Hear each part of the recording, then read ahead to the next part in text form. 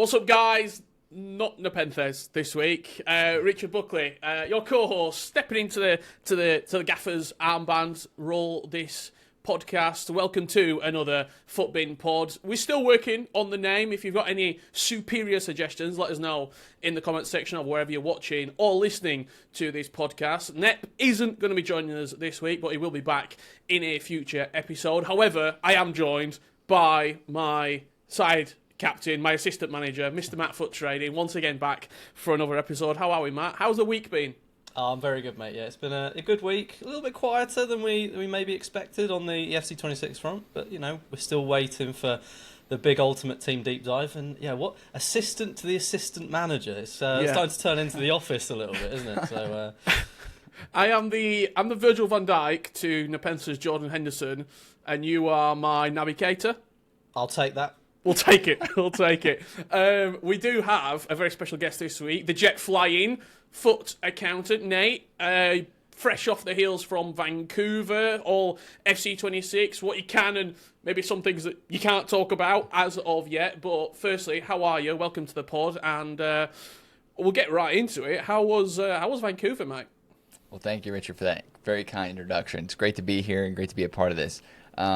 Vancouver was a lot of fun, and as we'll talk about, and I'll share too, it was different. I had the opportunity to go last year before FC 25 as well, and it just feels a whole lot different from EA's side. Like, as somebody who was there, it was great to be able to compare both experiences, because all the things that you saw that we got to do this year was nothing. We didn't get able to do any of that in 25.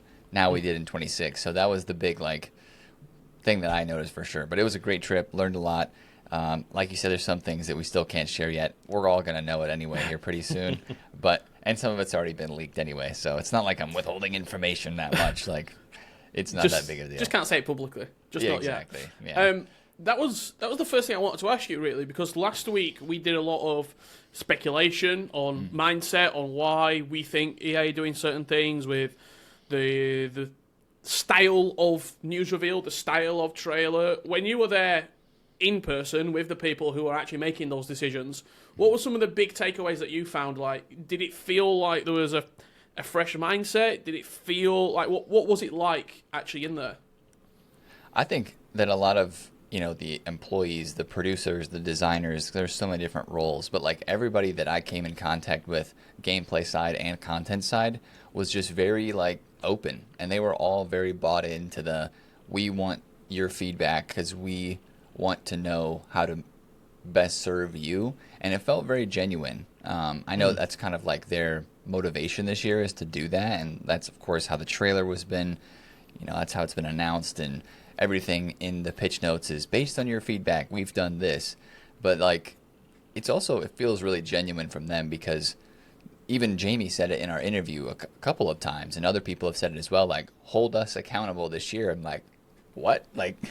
You say that? What? Okay, well, I mean, we'll keep providing feedback. So that was the big overarching theme of just they're really wanting that feedback. So I think that was one thing I even mentioned in the interview, that we got to make sure we keep it coming, positive and negative, just to keep giving the feedback, because if there's things that we want changed, we just got to keep talking about it and explaining why we don't like it or why we do. Yeah, even still, Matt, it feels strange, doesn't it? It just, as experienced, I'll say veterans of doing this for a long time, it does just feel this year like the water's a different colour. Something just feels weird. Oh, we've said that for so many years, Rich. But no, I think you're quite right. It does feel different. I mean, Nate said it right there. I mean, how many times in the past have we seen creators getting developers on live streams? It wasn't just Jamie; it was a lot of the gameplay guys as well, right. Taking chats with Ryan Pessoa and all these other pros. So yeah, it's definitely good. And as I said last week, I think I'm going to continue ramming it home every week I'm on this pod.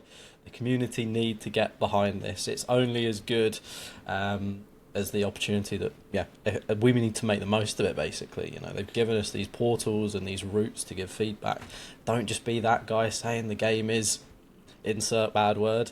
You need to be making the most of it and giving constructive criticism. Definitely highlight the negatives as well as the positives.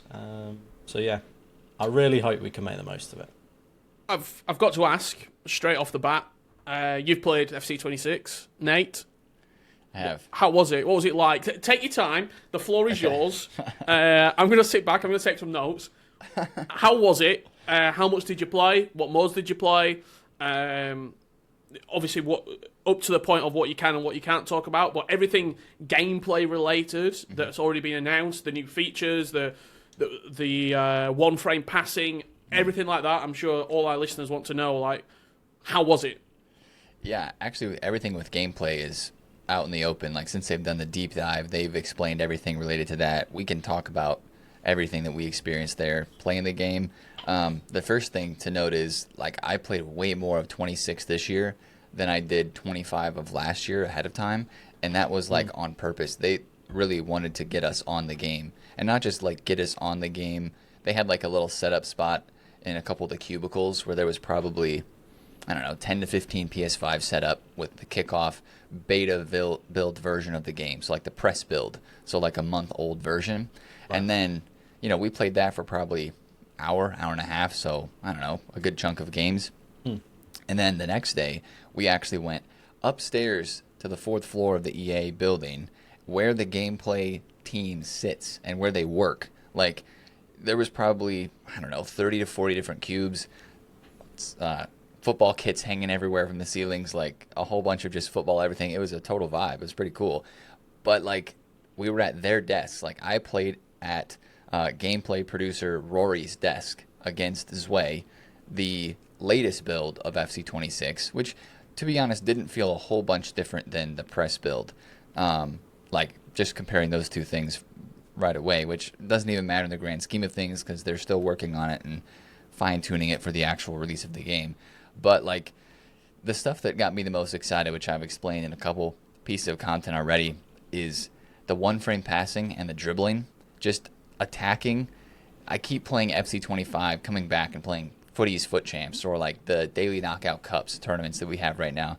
And I just keep thinking the whole time, that wouldn't happen in 26. That wouldn't happen in 26. Okay. Some of the bounce backs and the randomness that you feel, the ping pong that we've maybe called it in 25, it's not really there in 26. And that's probably the most satisfying thing is the 50-50 balls, the spams of the tackles, doesn't get you anywhere.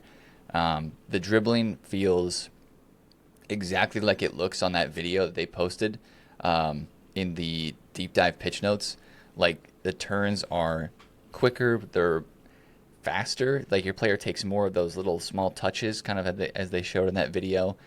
I was using Musiala just because it was like the Champions League kickoff mode. So you could use like PSG, Bayern Munich, Liverpool. It was like just a handful of teams. Yeah. And Musiala's dribbling was just left stick, felt incredible. Technical plus he felt insane. So those are the two noticing things. The passing being super crisp, and like they showed in the trailer as well, where like the FC25 passing was like ramped up to the FC26. That's how it felt in the game. And with that one frame passing, kind of the name of it, being able to pass last second, like the very last frame before your player touches the ball, you decide to change your mind and make a pass. Like, it responds to that. So I know we can't speak for the online aspect, and that's the one big cautionary line that I keep putting out is this isn't online yet. There's still a whole different realm of which they've worked on, they say, with the responsiveness and the input delay and stuff like that with the servers online that has not been tested by us yet. But just for playing the offline mode, like the stuff that was frustrating in 25 this year, the bounce backs, the passing as you're getting it, like not doing a pass after requesting it last second. I even had that yesterday, and I was like, dang, 26, that would have been passed. It's pretty good. It is really good. Shooting and goalkeepers are probably going to be the biggest adjustment. I just hope that it's not seen as a negative thing, because it's just a little bit different. Like I said, it's going to take some getting used to, especially if you're a green time finishing type person. Just turn time finishing off now already in 25 to get used to not green timing because it's the double taps for low drivens in 26. So, yeah, that's probably the biggest learning curve. But there's so much more we could dive into. But it was very positive impressions. And, I mean, literally everybody that has played it, I was, like, enjoying it there.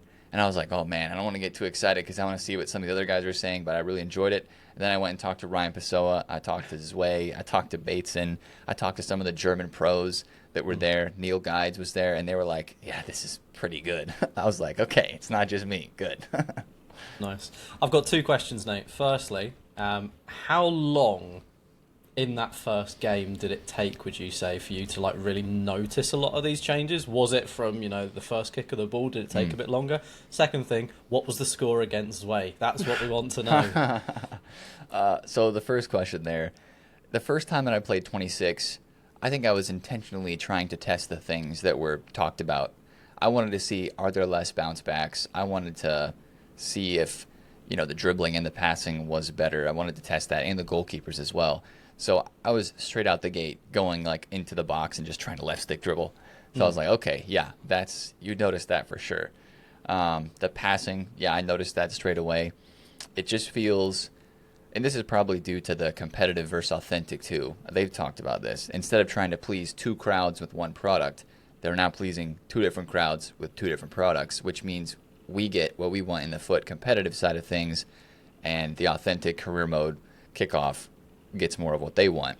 And I think that's what's allowing the game to feel like it did. More consistent, more balanced in a way, I guess, too. But yeah, you definitely feel those things that they discussed, the dribbling, the passing, the goalkeepers being smarter. I felt that within the first, 10 in-game minutes of me playing the game, doing my first passes and dribbles. So, and I should say the tackles, too. The tackles are very strong. Like, sometimes you'll just have your defender come in. Maybe they have Anticipate Plus. They make a well-timed tackle. The ball is there for the taking.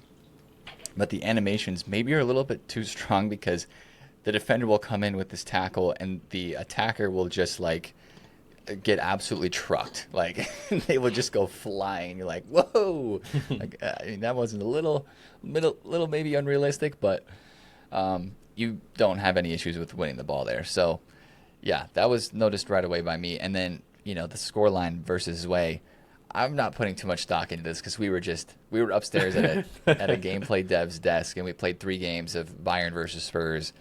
The way that I remember it is I won 3-1, lost 1-0, and then won 5-1. But he was like, I lost all 3 games. I was like, no, I definitely lost that second one.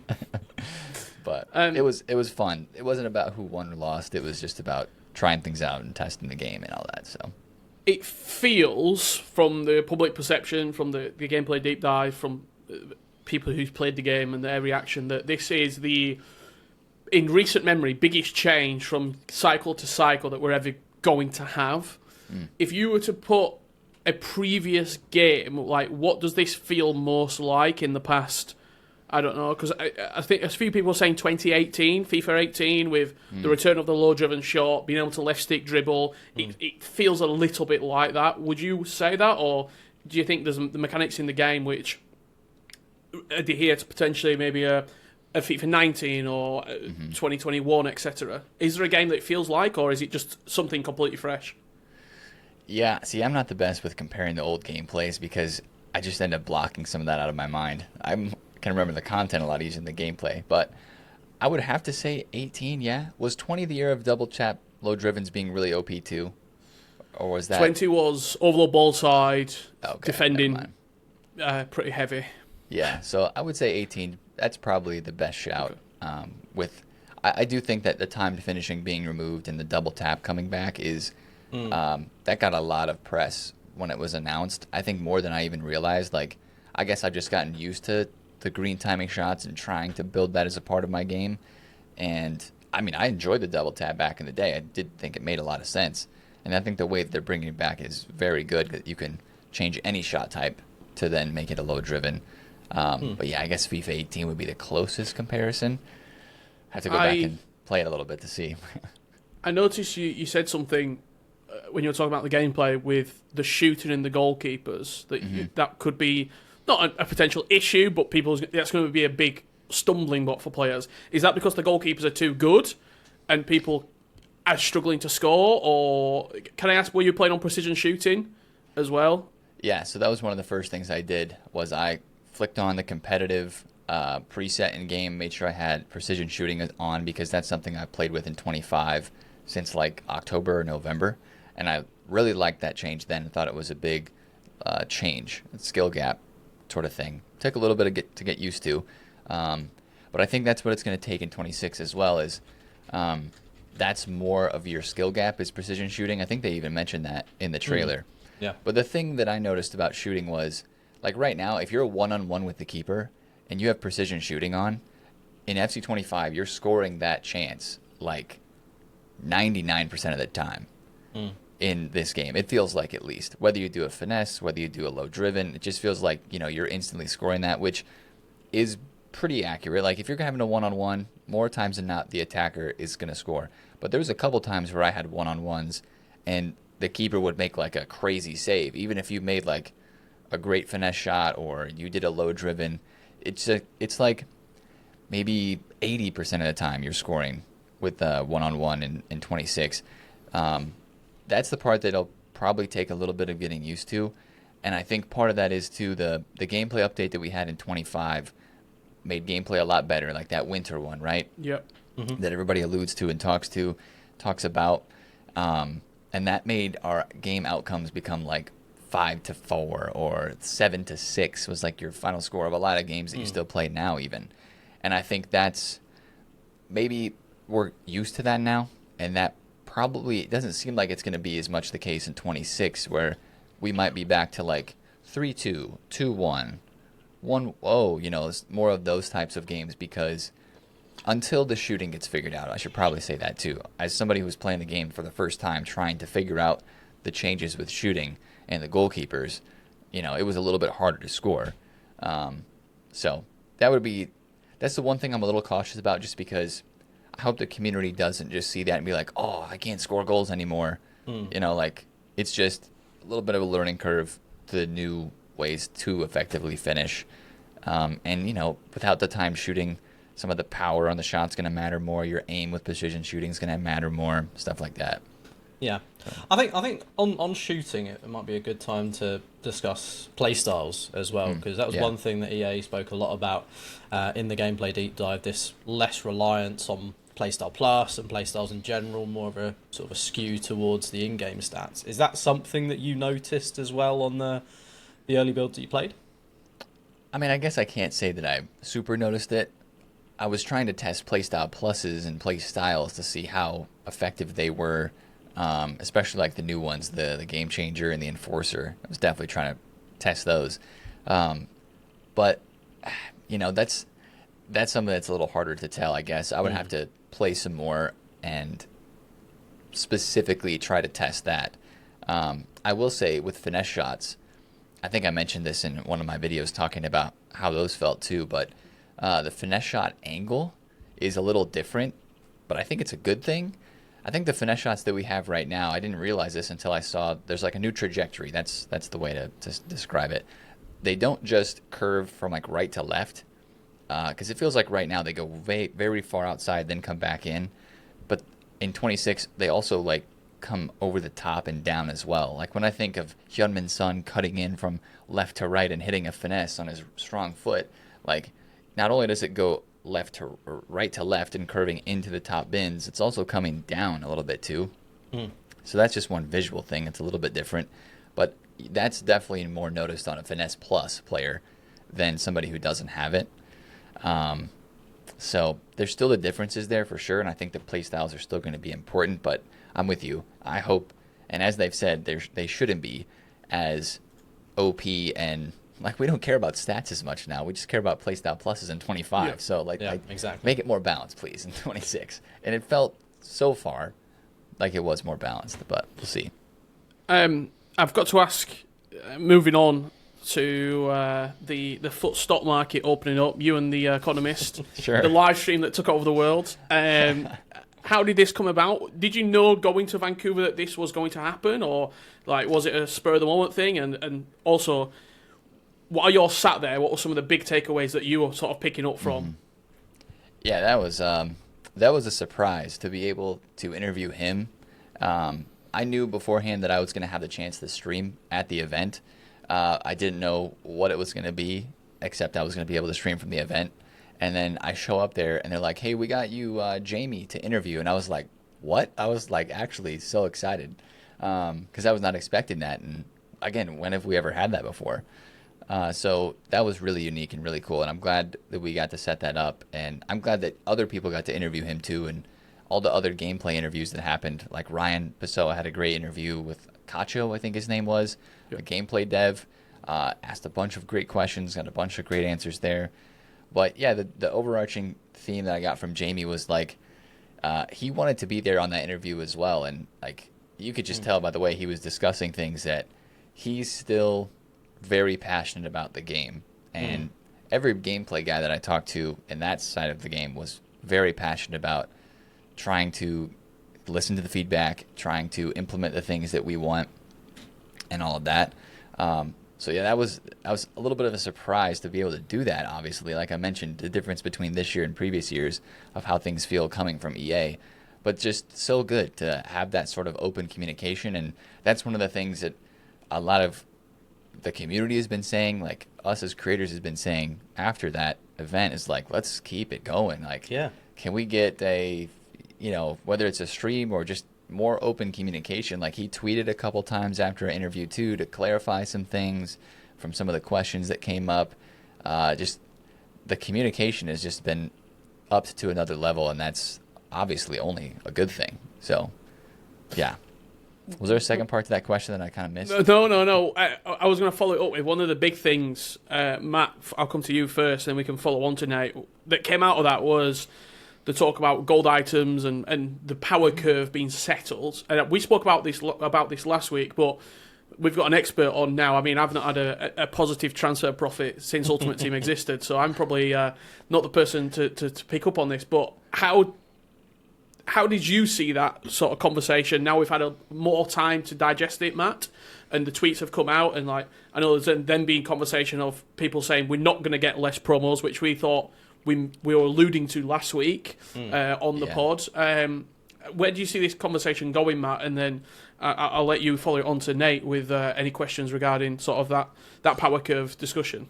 Yeah, I think it can only be a positive. I'll be completely honest. I think one of the sort of issues that EA might have had in sort of recent years on the retention side is that new player joins the game, new player buys their team, 2 weeks later they've lost half the value of that team, they've really disenfranchised, probably step away. So I think there's definitely that attempt now to, at least at the start of the game, we can hope that, this more of an emphasis on stats, then play styles, then roles and things like that kind of increase that longevity. But I really do think, at least at the start of the game, we're not going to get that tweet from all the popular sort of Twitter accounts saying only 2 cards above 100k that are gold, like we always do in late October and November. So true. I think hopefully, we'll see those gold items sustaining their value, and also informs maybe having a little bit more value at the start, not just the sort of 10k discards apart from one player in the team of the week. So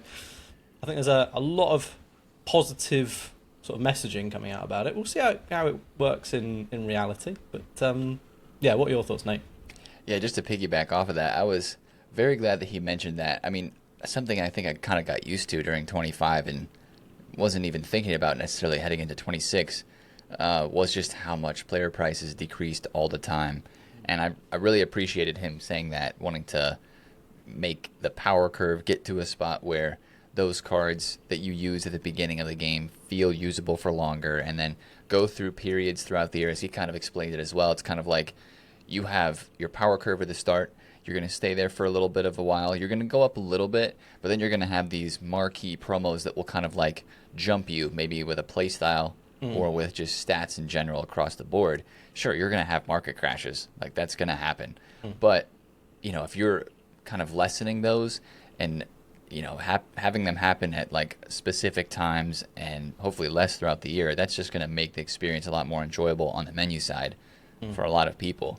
And I think this year in 25, we got, obviously, the insane boost to the Rivals and the Champs rewards, because that was kind of a feedback piece that we wanted as a community from 24. We were asking for, like, make my time playing champs and rivals more worth it. And EA definitely increased the rewards, but I think that had a negative impact to the market and ultimately also the power curve as we went throughout the year. I still use this as my example. Icon Gerrard was 700,000 coins in like October, November, and you go back and look at all the previous data on FUTBIN for Gerrard's prices for any of his icon cards that were released at the start of the game. Never that expensive. It was definitely a huge, huge inflationary period with all the coins that we got at the beginning, all the tradable packs from rewards, which felt good for the first month or two. But then, as the game kind of progressed, I think that's one of the reasons why they had to downgrade the fodder prices at the end of the year, because we just would get so much fodder each week from the rewards. And that's why that part of the game has been a mess, which Jamie alluded to as well. So, yeah, seeing maybe rewards, like, you know, you're going to see the tweets when the FC26 rewards get posted, maybe on that Ultimate Team deep dive, because that's where we learned last year, you know, comparing 25 and 26. I think we just have to realize that getting a little bit less rewards is going to make the game more enjoyable for us. I think we can't just look at that and say, oh, the rewards are less. That's an L. You know what I mean? I think that's the key sort of message I would take away from that, because the community, they will jump on anything. If it's 50k coins instead of 100k coins, it's always but they don't, not necessarily thinking of, oh, okay, but that 50k is potentially gonna go a little bit further if so and you know, hopefully people aren't afraid of buying tradable cards this year, Nate. For us as traders, it makes it easier to sell, so don't be using your untradables all year. You're okay. Literally what I was just about to ask you, do you think there's an untradeable epidemic in the game right now? Like, I can't remember the last time I bought a player to use off the market, like especially now when the season pass has been so fruitful as it has been, where you can spend your 500k that you earn from your rewards into the season pass. You can then use those players in your team and they will sustain you until the next season pass comes out, where you'll have accrued the coins to then go and buy the season pass again. Like, how can you see EA trying to get people to actually go back onto the market? Because I think there is a genuine problem with that.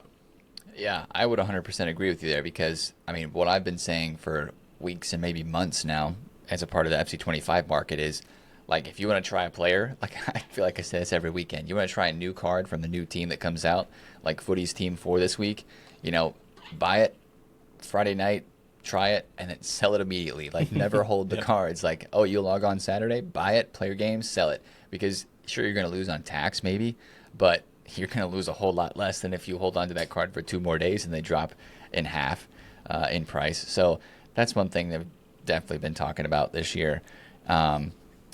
I kind of forgot the question there at the end. You're going to have to rephrase that one for me.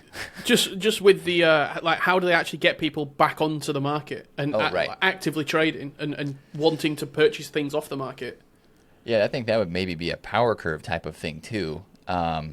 Like you mentioned with the season pass and the coins there, one thing I mentioned to Jamie, I don't know if it was on the interview or if it was off cam, because we talked about a lot of things, you know, otherwise than on the interview, but I mentioned that the season passes are so good for your coins. Some people are like ignoring SBCs and evolutions because that Kaká and, you know, right now the 99 Ginola that's in there, like, that's better than most of the cards you're making from EVOs and SBCs. So I just mentioned to him, and I think he agreed with me as well, that the stuff that is in that part of the game still needs to be competitive with the power curve, but there still needs to be the motivation to want to play gameplay, want to get FUT Champs rewards, to pack the players that are in packs, because those are kind of the chase for us all, right? We want the best players to be in packs, and we don't want the best players to be in EVOs and SBCs. Although it sounds fun, that's not going to be sustainable for the whole life cycle. So hopefully, with the power curve being slower and them paying more attention to it, hopefully the team in packs in 26 is kind of gives you that, oh, I want to buy that card and try it out because it is the best right now in the game. Sure, an SBC or EVO looks good, but hopefully that brings some motivation and demand back for those cards in packs tradable on the market. Yeah. The last question I've got on the power curve discussion, and I don't know if you'd be able to answer this or not, or any sort of vibe that you got. Do you feel as though this year there is going to be a stronger connection between the gameplay team and the content team in managing that power curve? For example, last year we had the power shot meta right at the start of the game. You mentioned Gerrard and it sprung to mind. Yep. Valverde, Gerrard, these players have got a play style in the game that instantly makes them better than everything else you want from a centre mid. Therefore, their price shoots up. We then had the aerial plus meta a year or two ago, where the players that were getting released, it felt like there was a disconnect. Like the content team were pushing these players out, but not necessarily the gameplay team were watching it. So then you had these 6'7" strikers who are goalkeepers coming out who are just dominating the game. Do you think there will be a more sort of a balance in what's coming out, how we're managing this power curve, what the gameplay is doing? Is a playstyle too strong, etc.? Yeah, I think they will have to work together more this year, especially because of the live events, the tournaments, the gauntlet mode that has been mentioned but not explained fully.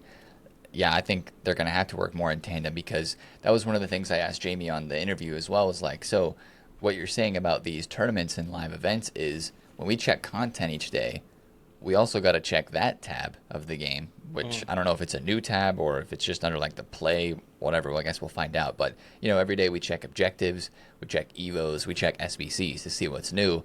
But if there's going to be these tournaments that are happening multiple times per week, maybe not every day, but stuff like that, it's kind of like gameplay content, and that's going to directly impact the market with whatever sort of requirements you have in there and stuff like that. So I think in that sense of just pure content, I think they'd have to work together more, gameplay and content teams. But yeah, especially for the power curve, and we kind of go through phases. Like Power Shot Plus was OP, and then when Low Driven came out, it's been about Low Driven ever since then. Finesses have been pretty consistent throughout, but we kind of go through like meta swings as we go throughout the year. And I think that I don't have a problem with that, because it maybe makes you play the game a little bit differently as you go, just as the game gets tweaked. And at the beginning, something's going to be too overpowered at the start of 26, because that's just how it works. Until they have an open beta and we get our hands on the game for a week or two before it actually releases and they can find those bugs early, like I think we're going to have something that's probably a Power Shot Plus meta from the start, but depending on how fast they tweak that and what they tweak it to, something else will kind of take the forefront. So back to the original question, I think they will have to work closer together just because of the live events, but then also managing the power curve, like you mentioned. Absolutely. Just on that as well, Nate, like we've mentioned briefly there, that sort of tournament structure and different requirements, sort of like the old daily knockouts that we used to have. Yeah. Is there a bit of a vibe, you think, of not just having sort of one team that I think a lot of people are sort of been used to these last few years, one meta team in your rivals, in your champs, a bit more of a focus on having more of a club to utilise? How do you think that could impact the market if you have to have, you're not just going to be using Mbappe up top, you might need a few different options from different leagues? Absolutely. That was one of the things that Jamie mentioned as well. I don't think I can say why, because that's going to be part of the Ultimate Team reveal. It'll make sense. But yeah, it's going to be more important this year. And I even think about evolutions. Like, evolutions are going to look really different this year, because you're just going to need more players than you would have in 25 because of those live events and the tournaments and stuff inside of that game mode. It sounds like the requirements there for teams are going to be a bit all over the place, not in a bad way, but to require you to use other teams than just your main squad. Because I'll be honest, like, a lot of people create Evo squads, past and present, this club, but you're only using those for fun when you want to, just for the passion of it. Well, this might give you a reason to actually use that, and it's very necessary, and you will have a leg up if you're creating squads like that and holding on to those players and not just binning them into SBCs whenever the new icon pick comes out. So, yeah. I think we always sort of see them teasing things, even in the current game now. Like, there was a friendly mode that I missed out on because I didn't have 11 EVOs. for example. Right. And I can't remember. I think it might be for a player, or I can't remember who it was specifically. But I couldn't actually do it because I'm not really a big Evo guy, and like I felt as though, well, do I need to start doing Evos? Do I need to have better club management? I mean, you even see like the slogan of all the promotion, "The club is yours." Yeah. I think you just read into it, like try and everything's got a meaning behind it, and I think everything has got a little bit of a hidden meaning. But it seems like it's very, very positive. I'm sure you wouldn't say. Well, I hope you would say if there was things that you didn't particularly like, Nate, to the devs there while you can and whatnot. Other than the goalkeeping, which you said could be a little bit of an issue. Yeah. Was there anything else that you thought we need to be on top of this? Yeah, jockeying, actually. Okay. I was actually playing upstairs against Zway at the employee's desk, and I mentioned to him, like, hey, with this dribbling and with this passing being so good, like I was manually defending, and you definitely feel more rewarded manually defending in this year's game. There's still going to be people that probably try to drop back and just control their CDM and do all that, but you feel more rewarded for manually defending. I will say that, with the tackling and bounce backs and stuff being way better. But the jockeying, I think, maybe needs to be buffed a little bit. And I love the way, when I asked him about it, this is what the producer said. He said, we don't want to decrease dribbling or passing to get it to be more even, because we really like where dribbling is, and you guys are enjoying it, everybody's enjoying it. So we don't want to reduce something that's already good. We want to buff something and increase something to match that. So I think the speed of the jockeying being increased would be a help, because some people who are very good with the left stick, like, it almost felt like you could just sit in the box and just dribble and turn, and eventually you're going to make somebody miss, and then boop, you just have a tap in. So jockeying being boosted in the speed just a little bit, I think, would be helpful. Not that it was really bad, but after playing those 3 games against Sway, I was like, okay. It's noticeable. Yeah, it's noticeable for sure. Okay. Matt, anything else FC26 you want to get in before we absolutely ravage Tottenham Hotspur? I think let's get on to the Tottenham Hotspur. Ravaging. I would have one more thing about EVOs, actually, if you don't mind. Okay, yeah, go for it. Because, like, Jamie put out some tweets after we had our interview clarifying a few things, because right after the cameras cut for the interview and I turned the stream off, he was like, that was great. You did a great job. And I told him he did a great job, and he was like, I probably shared too much from what I should have. Because right after we looked at Twitter and saw all the tweets of people saying, less promos in FC26, and he was like, that's not what I meant. I got to clarify that. And I was like, all good. So, like, some of those tweets that he put out afterwards, like, it was very cool that he clarified the FC points at the beginning, like, split up in 3 different time frames. I think that's going to be that way, because maybe the market impact for sure, but mostly the season pass and EVOs. That way, you get your points, and maybe you're more apt to use a season pass so that you get used to having it, so that maybe in the future you'll buy it again. Like, I think there's some EA psychology in that one. But you know what? I don't hate it. And then the EVO slots that he mentioned as a part of the Ultimate Edition rewards, you start the game with 2 active EVO slots. That's a big deal.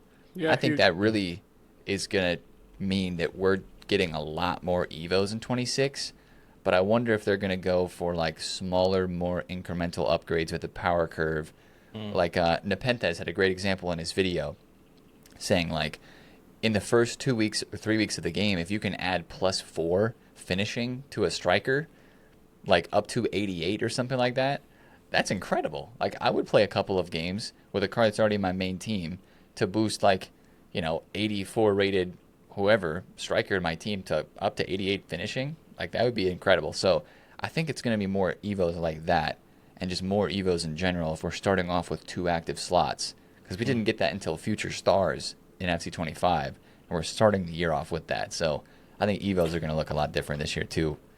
I don't know, I have any leaks, or I don't know anything about that. I'm just going off of the pre-ordered stuff and what he said about them. So would you predict that potentially going to 3 as the year goes on, if we get into out the rip?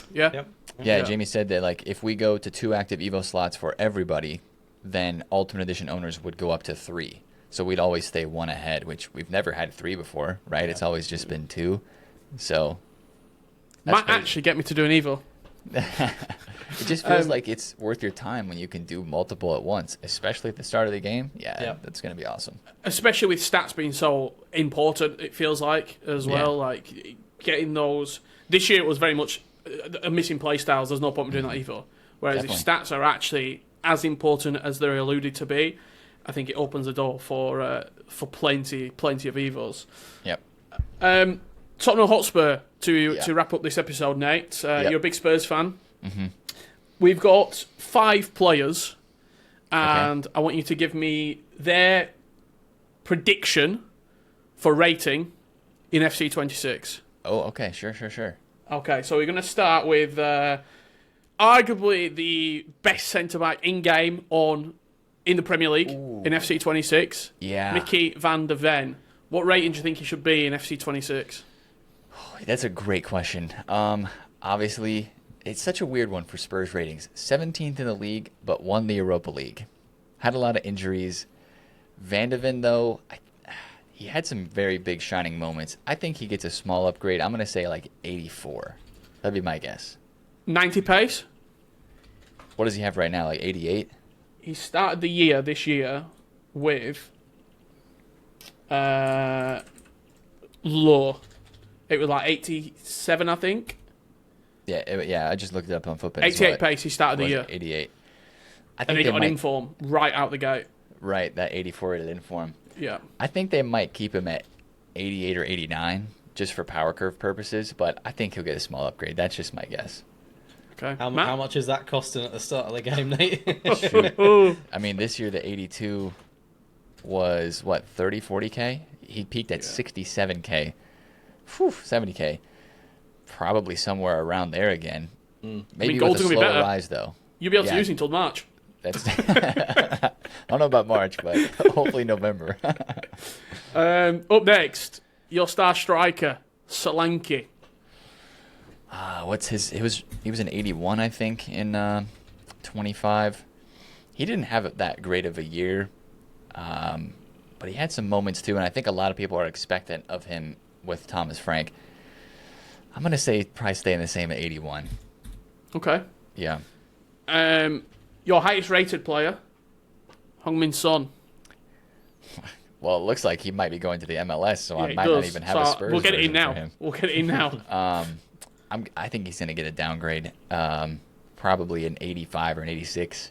Ooh. Probably where he's going to be. I know it's painful to say, but our once OP Prem winger from back in the day, FIFA 20, 21, 22, he was the guy, man. That's who everybody tried to get. But I think he's going to be down there this year. Well, you've got another OP Prem winger. New signing, Kudus. Oh, yeah. Great season for West Ham. Very, very good player. Yeah. That's a tough one. Sometimes, EA like to give a little bit of a boost to a player when they transfer to a top 6, 17 in the league. I was going to say, when you said top 6, yeah. But you know what I mean, though? You know what I mean, though? Like when somebody transfers to United or City, like usually they get a little bit of a boost. Yeah. Like Marmoush, I'm sure gets a rating upgrade this year, 100%. Mm-hmm. Maybe Kudus as well, but like a small one. Maybe like an 83 or an 84 as well. That would be my guess. Maybe I'm being too kind. And finally, quite a tough one to predict, really, because going off his FC25 rating, it was 85 rated. We're going to end with James Maddison. Yeah. Because I think he's a tough one to predict, because if you make him too low, he becomes like quite good if he's got good stats. Mm-hmm. But if you make it 85, he's not one rating off a walkout, is he? Right. Oh. I think I was actually a little surprised that he was an 85 in 25. He is very good. Don't get me wrong, but I'm going to say he either stays the same or goes down 1 to 84. That's my guess. I guess we probably should keep in general that if the power curve is going to be a little slower, then maybe they're going to try to temper some of the rating upgrades and keep a lot of the cards at the same or maybe even -1. But if I had to do an early guess, I'd say 84, 85 for him. Yeah. Okay. And final one for you both. Not Spurs, but we're crossing over in North London. new signing, Gyökeres, where do we see him being rated? Because I could see him right up there as like an 86, 87. That's what I was going to say. Yeah, 86, 87. Definitely walkout territory. Best striker in the Prem? In-game? Well, I mean, I remember using his card at the beginning of 25 just because he had the 5-star weak foot and he had high pace and good play style. So if he has that and a higher rating going forward, then he might be at least top 2 for sure. Is he even going to be the best Swedish striker in the Prem? Alexander Isak. Great shout. That's true. He'll get the Liverpool buff. He'll be 93 rated. Yeah, there'll be some good teasers there with the walkout animation potentially. Man, there's a big price difference, but no, this season is going to be, especially with the new signings coming in. I think the Premier League is going to be really, really good. I mean, it's always like Prem or La Liga, it feels like, for a lot of players. And if goals are going to be as good as they are, I just think La Liga is going to be out of people's price range. Like Vinny, Mbappe, these players are just going to be so expensive out the gate. Mm-hmm. Because people are going to know that you can get Mbappe. I mean, usually Mbappe will last until Team of the Year-ish time. Oh, yeah. But if he's got the stats, and I mean, you saw that trailer, the speed that he can spin a defender, like he's going to be an absolute joke out of the rip. I will say I think the Prem is really geared up well for those boring mates that just make a gold Prem team at the start of the year. You know, there's a good amount in there. I could just imagine the Frimpong, Gravenberch, Reinders links. You know, it sounds like the good old sort of days. Verts in the cam. Yeah, BPL days. We are cooking. Here's one quick one on ratings. Who's higher rated, Lamine Yamal or Gyökeres? I did a prediction for FUTBIN, so I've got to back it. I think I had Yamal going up to 88. Okay. And I don't think Gyökeres goes up to an 88. I can see him like 86, 85, 86. But I think Yamal's going to be... I mean, your front three of Vinny, Yamal, Mbappe... Oh, man. ...is just a joke. Yep. Yeah, I'm so curious because he's still very young. You know, usually they like to slowly increase the cards that are coming to stardom. But, like, he is such a big star already and accomplished so much that I just wonder if they're going to put his rating straight up where it is deservedly. I mean, even when you talk about ratings, I know very quickly we are wrapping up, but there's a chance that like that entire PSG team might be like 84 rated plus. It has to be. I mean, there's not really many in there that you would pick that would be lower than that. No, it's Nuno Mendes walkout, Hakimi walkout, the midfield, Neves, Vitinha, the front three, Kvaratskhelia, Doué might be like 83, 84 rated, but he's going to have incredible stats. Yeah, Pacho for sure. There's going to be some crazy. I mean, this is what I love this time of the year. You know, it's not long now. We'll be on FUTBIN making those starter teams with the database. It's I might just run a full PSG team for the year. No, yeah, and then hopefully you'll be able to run it for the year this year. With Power Zlatan up top, potentially. Yeah. So there we go. No, right, let us know your thoughts down below. Who are you excited to use for FC26? Nate, thank you very much for coming on the FUTBIN pod. I'll ask, as always, where can people find you? You can find me on all socials. Just type in the Foot Accountant, and hopefully the internet does its thing and shows my stuff up top. But that'll get you where you need to go. Once again, thank you so much for coming on and sharing a little bit behind the scenes, FC26, Vancouver gossip, and I'm looking forward to seeing how the game does come out. I think we are, as of recording today, probably a day or two away from another deep dive, and then once that Ultimate Team deep dive comes out, hopefully on the next episode, we'll be talking all things Ultimate Team. Matt, you'll be joining us next week, I hope. Absolutely, mate. If I get the call up, assistant manager. I'm sure I can find a spot for navigator in the team. Great. I'm sure I can find a spot. Thank you very much for listening. If you are watching this on YouTube, hit that like button, drop a comment down below, and subscribe. And if you are listening to us on any of your audio podcast feeds, make sure you give us a 5-star rating and let us know any guests that you want to come on the FUTBIN pod, and let us know who you want to see in the future, because Nep might not be here every week, so we've always got a door open. We've always got a new captain coming in, so let us know. Thank you very much for listening, for watching, and we'll see you next week for another episode of the FUTBIN pod. Have a great day, everyone.